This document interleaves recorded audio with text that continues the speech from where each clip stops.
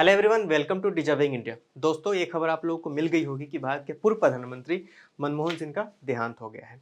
तो आज हम बात करेंगे मनमोहन सिंह के उस 5 अचीवमेंट के बारे में जिसको उन्होंने अपने कार्यकाल में प्रधानमंत्री के तौर पे अचीव किया है। हालांकि वित्त मंत्री का भी एक जो उनका कार्यकाल था उसमें जो उन्होंने अचीवमेंट की थी उसकी भी हम चर्चा करेंगे।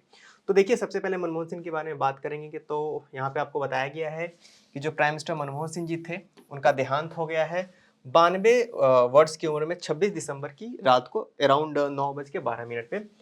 थर्सडे की बात है ये, यानी कि कल बीती रात को।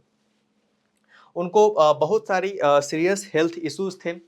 मल्टीपल जो उनके ऑर्गन्स फेलवर हो रहे थे, बहुत सारी बाईपास सर्जरी भी हो चुका था उनका, और लंग्स में इन्फेक्शन भी, ऐसा डॉक्टर ने बताया कि उनको लंग्स में भी इन्फेक्शन हो गया था। तो देखिए, अगर मैं डॉक्टर सिंह की बात करूँ यानी कि मनमोहन सिंह की बात करूँ तो 13वें प्रधानमंत्री बने थे इंडिया के, और उन्हें 10 साल तक उनका कार्यकाल रहा था। मतलब कि 2 टर्म उन्होंने प्राइम मिनिस्टरशिप संभाली थी भारत की, 2004 से लेकर 2014 की। एनडीए, माफ कीजिएगा, यूपीए के नेतृत्व, उस वक्त 2 गठबंधन हुआ करते थे, NDA national democratic alliance, UPA progressive alliance, मतलब यूनाइटेड प्रोग्रेसिव अलायंस की बात कर रहा हूं मैं।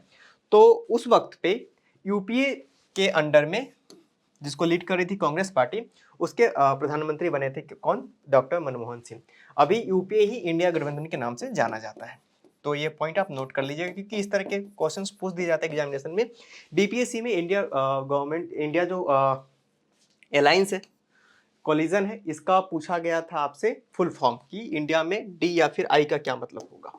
चलिए, तो सबसे पहले हम बात करेंगे इनके पहले अचीवमेंट के बारे में। तो इनका जो सबसे इंपॉर्टेंट अचीवमेंट है जो कि इनके पोर्टफोलियो में ऐड होता था और इसके लिए इनको जाना जाता था, वो था इकोनॉमिक रिफॉर्म्स एंड ग्रोथ के बारे में। तो इन्होंने बहुत ही इंपॉर्टेंट स्टेप लिया था इकोनॉमिक ग्रोथ रिफॉर्म्स के बारे में, और इंडिया का जो ग्रोथ है, फाइनेंशियल ग्रोथ है, उसको कैसे और मतलब नेक्स्ट लेवल तक ले जाए, इस पे मनमोहन सिंह का काफ़ी मतलब कि इम्पोर्टेंट टेक होता था। तो जैसे कि आपको पता है कि मनमोहन सिंह वित्त मंत्री के तौर पर भी काम करते हैं 1991 में, और वो बाद में प्राइम मिनिस्टर भी बनते हैं। तो उसमें उन्होंने बहुत ही transformative economic reforms, economic steps लिए थे, और उस वक्त प्राइम मिनिस्टर थे पीवी नरसिम्हा राव। तो पीवी नरसिम्हा राव के प्रधानमंत्रित्व काल में ये फाइनेंस मिनिस्टर थे, जिस वक्त की एलपीजी रिफॉर्म्स का डिसीजन लिया गया था।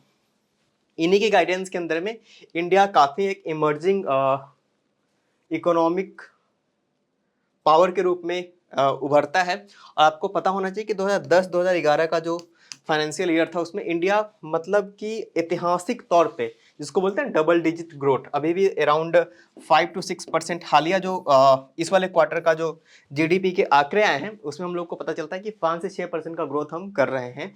लेकिन 2010-2011 का वो समय था जब हम 10% मतलब कि डबल डिजिट में पहुंच चुके थे ग्रोथ के मामले में। एक लेवल पे चाइना को हम लोगों ने क्रॉस कर लिया था। अगर एक ग्रोथ रेट लगातार चलता रहता तो हम लगभग चाइना के आज का अभी के समय में समकक्ष होते। तो पोस्ट इंडिपेंडेंस ग्रोथ की हिस्ट्री में ये अब तक का सबसे हिस्टोरिक था, सबसे उच्चतम स्तर था, अगर मैं बात करूं जीडीपी ग्रोथ का।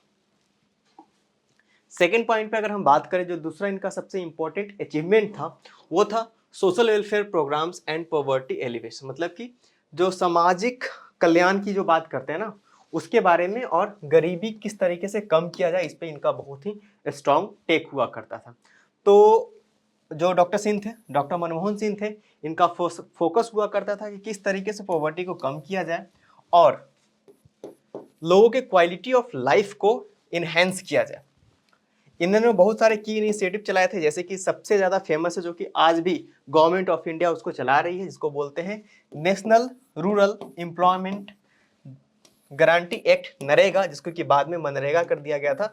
महात्मा गांधी के नाम के साथ इसको जोड़ दिया गया था, इसमें कि गारंटी मतलब कि 100 दिनों का काम जो था वो देना था, ताकि लोगों का जो लाइवलीहुड हो वो थोड़ा बेटर हो सके, और रूरल एम्प्लॉयमेंट को भी फोकस किया गया था इस प्रोग्राम के तहत। तीसरे की बात करें तो राइट टू इन्फॉर्मेशन एक्ट, बहुत ही मतलब हिस्टोरिक ये एक्ट लेकर आया गया था मनमोहन सिंह गवर्नमेंट के द्वारा 2005 में। इसको जैसे कि आपको पता है, इसको हिंदी में बोलते हैं सूचना का अधिकार। तो मतलब कि इस एक्ट के तहत आप गवर्नमेंट से हर तरीके का इंफॉर्मेशन मांग सकते हैं, कुछ स्ट्रेटजिक चीज़ों को छोड़कर। तो ये बहुत ही ज़्यादा लैंडमार्क लेजिस्लेशन के तौर पे इसको जाना जाता था। ताकि जो नागरिक है उनको एम्पावर्ड किया जा सके, उनको उनकी पहुंच हो सके सूचना तक, सरकार कैसे काम कर रही है, अगर आपने कोई एप्लीकेशन दिया है तो उस एप्लीकेशन का क्या स्टेटस है, और आगे चल के उसमें और किन किन से ऐसे पड़ाव होंगे जहां से वो एप्लीकेशन गुजर कर फाइनल जो एंड रिजल्ट बनकर आपके सामने आएगा। तो आरटीआई को one of the greatest achievement के तौर पे मनमोहन सिंह गवर्नमेंट को देखा जाता है, मनमोहन सिंह की सरकार के एक बहुत ही महत्वपूर्ण अचीवमेंट के तौर पे देखा जाता है।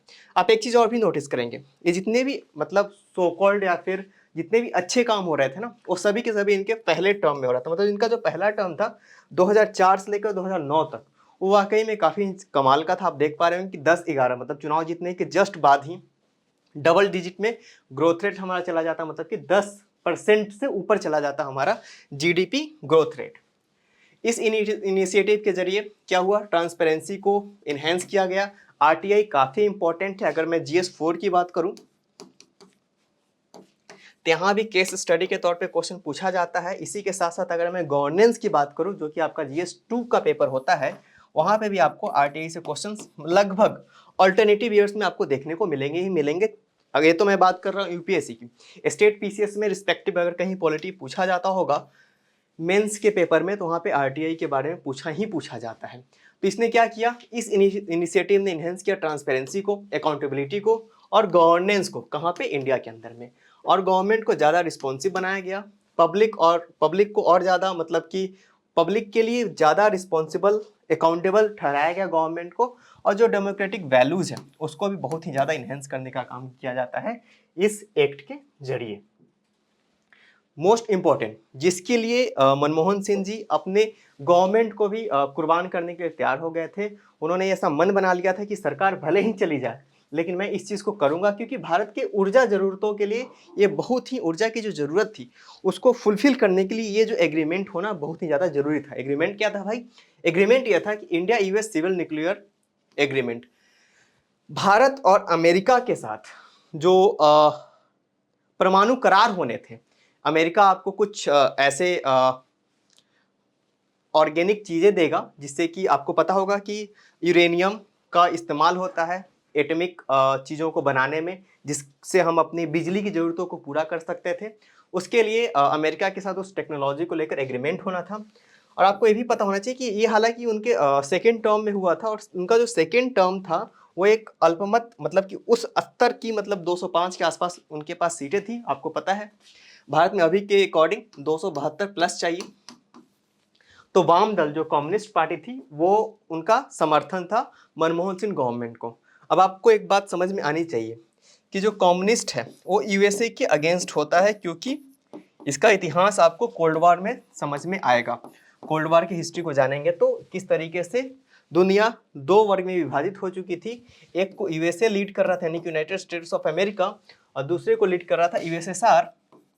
और ये जो दुनिया थी कहने के लिए आइडियोलॉजिकल बेसिस पे डिवाइड हुई थी, मतलब कि एक प्रमोट कर रहा था कैपिटलिज्म को, दूसरा प्रमोट कर रहा था कम्युनलिज्म को। तो जो कम्युनिस्ट पार्टी थी इस वाले आइडिया से ओथ प्रोथ थी। तो उनका क्या कहना था कि भाई अगर आप इस न्यूक्लियर एक्ट को, एग्रीमेंट को साइन करते हैं तो हम आपके सरकार से समर्थन वापस ले लेंगे। हालांकि मनमोहन सिंह अड़ गए थे और उन्होंने किसी भी तरीके से अपना जो नंबर है उसको मैनेज कर लिया था बाकी दलों के साथ बात करके। तो इसके बाद इस न्यूक्लियर टेक्नोलॉजी को लेकर जो आदान प्रदान को लेकर जो एग्रीमेंट हुआ वो फाइनली सक्सेसफुली करा लिया गया। और हालांकि आप देख सकते हैं इनके डिप्लोमेटिक स्किल को कि इंडिया जो था एनपीटी का सदस्य नहीं था। एनपीटी अपने आप में एक टॉपिक है, मैं कभी और लेकर आऊंगा।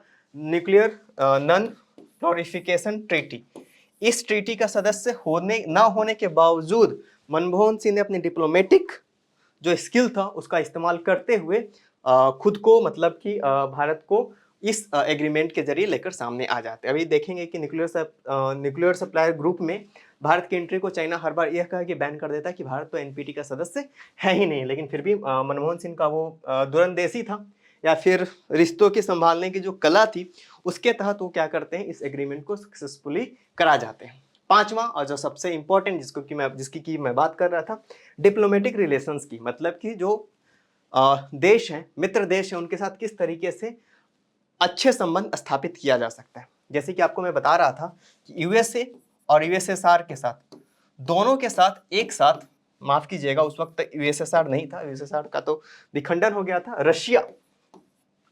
तो मॉडर्न डे जो रसिया है और अमेरिका के साथ, दोनों के साथ एक साथ अच्छे संबंध स्थापित करने की जो कला थी मनमोहन सिंह के अंदर, बहुत ही अच्छे से उन्होंने उसको आत्मसात किया हुआ था। तो डॉक्टर मनमोहन सिंह एम्फेसाइज करते थे इंडिया के डिप्लोमेटिक रिलेशनशिप को, ग्लोबल पावर्स, फोकस किस पे फोकस था उनका, इकोनॉमिक पार्टनरशिप और रीजनल स्टेबिलिटी के ऊपर उनका ज़्यादा फोकस हुआ था उनके कार्यकाल में। उन्होंने इस चीज़ को बहुत ही ज़्यादा मद्देनजर रखा था।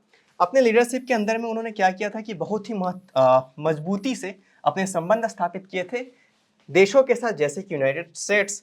उससे पहले यूएस के साथ हमारे रिश्ते उतने अच्छे थे नहीं, क्योंकि यूएसए पाकिस्तान को सपोर्ट कर रहा था, लेकिन जिस तरीके से भारत की अर्थव्यवस्था उभर रही थी, हमारा जो आईटी सेक्टर, बैंकिंग सेक्टर एक नए आयाम स्थापित कर रहा था, वैसे स्थिति में अमेरिका को जरूरत पड़ गया कि वो इंडिया के साथ अच्छे संबंध स्थापित करे।